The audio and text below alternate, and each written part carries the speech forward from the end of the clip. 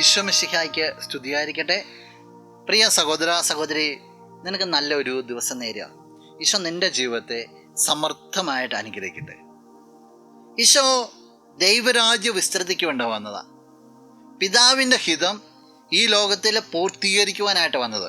ഈശോയുടെ ജീവിതം വളരെ ഒരു ബിസി ലൈഫായിരുന്നു. ഈശോയുടെ ജീവിതത്തെക്കുറിച്ച് മർക്കോസ് ലീഗ ഇപ്രകാരം പറയുന്നു.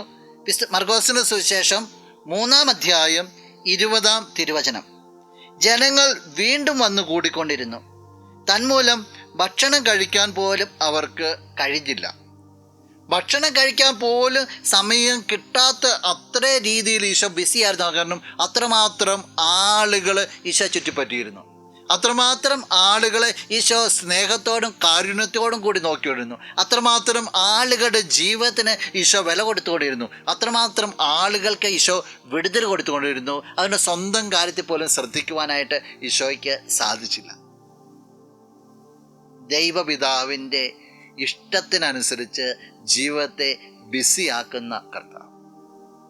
ചോദിക്കട്ടെ, നിൻ്റെ ജീവിതത്തിൽ നിനക്ക് തിരക്കുണ്ടെന്നറിയാം.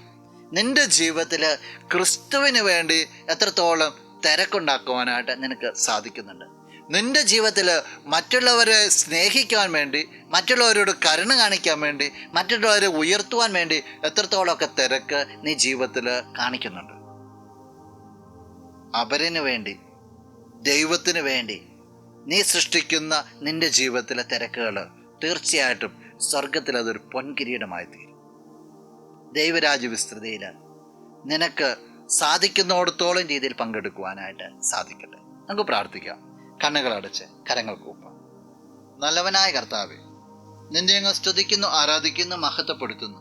നിന്റെ നിറസാന്നിധ്യത്തിന് നന്ദി പറയുകയാണ്. ഈശോയെ, ഈ വ്യക്തിയെ നീ അനുഗ്രഹിക്കണമെന്ന് പ്രാർത്ഥിക്കുന്നു.